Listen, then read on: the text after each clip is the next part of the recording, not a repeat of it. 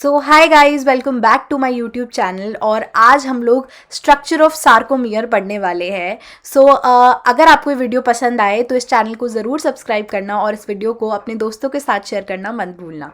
With in next 5 minutes मैं आपको sarcomere के पूरा स्ट्रक्चर एक्सप्लेन करने वाली हूँ और थिक फिलामेंट, थिन फिलामेंट क्या होता है, कौन से बैंड्स होते हैं, सब कुछ आपको इस वीडियो में एक्सप्लेन कर दूंगी। सार्कोमियर हम सब जानते हैं, एनसीईआरटी में भी आप लोगों ने पढ़ा होगा कि sarcomere is the contractile unit of a muscle fibre. तो हमें ये सबको पता है कि सार्कोमियर जो है वो कैसी यूनिट होती है, वो कॉन्ट्रेक्टाइल यूनिट होती है।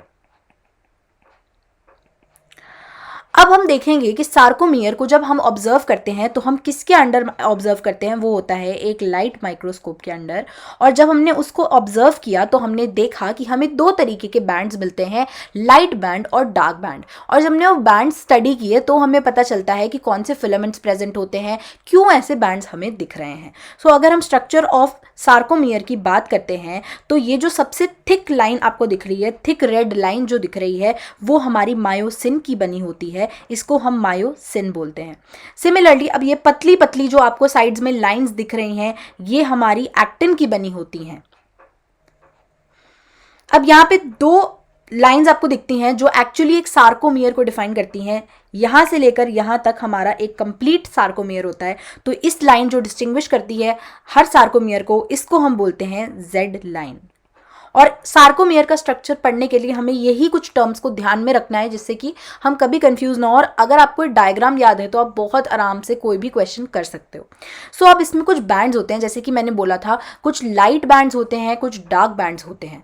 तो ये एक बैंड होता है, देखो यहां पे आपका, यहां से लेकर यहां तक, यानी कि इस वाले बैंड के अंदर सिर्फ कौन सी फिलामेंट्स हैं, सिर्फ और सिर्फ एक्टिन फिलामेंट्स हैं और जेड लाइन है। तो इस बैंड को हम क्या बोलते हैं, इसको हम आई बैंड भी बोलते हैं। आई बैंड इसको हम बोलते हैं। और इसके बाद अगर हम इस बैंड, यहां तक ये आई बैंड होगा, ये भी आई बैंड होगा, तो ये जो बैंड बीच में बचता है ये हमारा होता है ए बैंड। आई बैंड का नाम आई बैंड इसलिए रखा क्योंकि आइसोट्रोपिक बैंड इसका फुल फॉर्म है। और जब हम लाइट में ऑब्जर्व करते हैं तो हम देखते हैं कि लाइट बैंड कौन सा है, डार्क बैंड कौन सा है। तो अगर हम जब लाइट माइक्रोस्कोप में स्टडी करेंगे तो जो ए बैंड है उसके अंदर हमें दोनों मायोसिन और एक्टिन फाइबर्स दिखेंगे, जिसकी वजह से हमारी लाइट ब्लॉक होती है और हमें वो बैंड जो है वो कैसा दिखता है, डार्क बैंड दिखता है। और ए बैंड यानी कि एन आइसोट्रोपिक बैंड।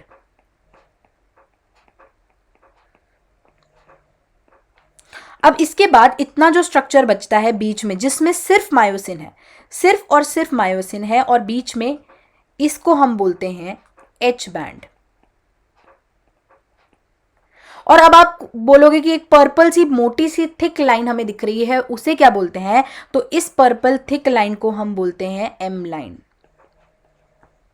ये स्ट्रक्चर ऑफ सार्कोमियर होता है, जिसके अंदर आपको ऐसे ध्यान रखना है कि दो जेड लाइंस हैं और उन दो जेड लाइंस के बीच में पूरा का पूरा सार्कोमियर है। जेड लाइंस के अराउंड सिर्फ एक्टिन जहां पर है उसको हम आई बैंड बोलेंगे। उसके बाद सिर्फ मायोसिन और एक्टिन जहां दोनों है उसको हम ए बैंड बोलेंगे। और जहां सिर्फ और सिर्फ मायोसिन है उसको हम एच बैंड बोलते हैं। और एच बैंड के बीच में एक लाइन होती है जिसको हम बोलते हैं एम लाइन। आई बैंड को आई बैंड इसलिए बोलते हैं क्योंकि उसको हम आइसोट्रोपिक बैंड भी बोलते हैं, या फिर हम उसको लाइट बैंड बोलेंगे। ए बैंड को हम डार्क बैंड बोलते हैं या एन आइसोट्रोपिक बैंड बोलते हैं। अगर अब मैं बात करती हूं एक सार्कोमेयर की, तो एक सार्कोमेयर क्या मिलके बना होता है, तो अगर आप देखो एक सार्कोमेयर एक जेड लाइन से एक जेड लाइन तक है, इस लाइन से इस लाइन तक है। तो एक सार्कोमियर का अगर मैं कॉम्पोजिशन देखती हूं तो मुझे क्या मिलता है, मुझे क्या पूरा आई बैंड मिल रहा है, क्या मुझे पूरा आई बैंड मिल रहा है सार्कोमियर में, नहीं मिल रहा है। तो मुझे एक सार्कोमियर में क्या मिलता है, half I band.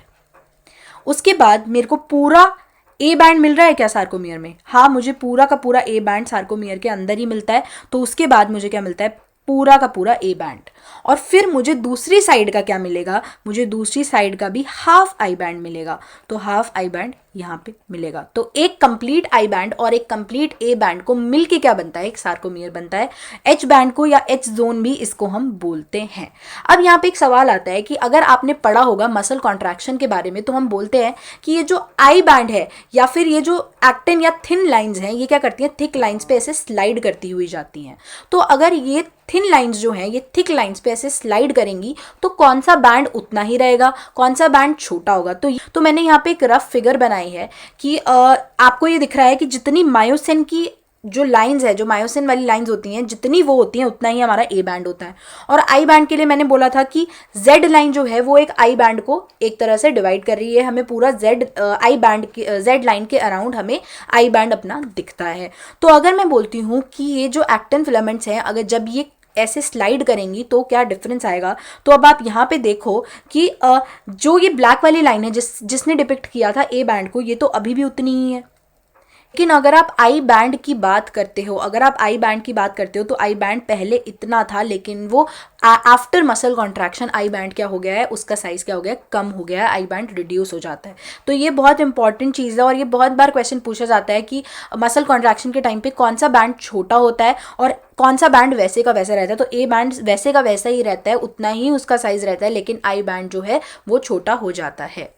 So I hope आपको ये वीडियो पसंद आई हो, और अगर आपको ये वीडियो जेन्युइनली पसंद आए तो इस चैनल को ज़रूर सब्सक्राइब कर देना। मुझे कमेंट सेक्शन में ज़रूर बताना कि आप कौन से टॉपिक्स पे और चाहते हो मैं वीडियो बनाऊं, और इस वीडियो को अपने दोस्तों के साथ शेयर करना। See you guys, stay happy, stay healthy and study smart.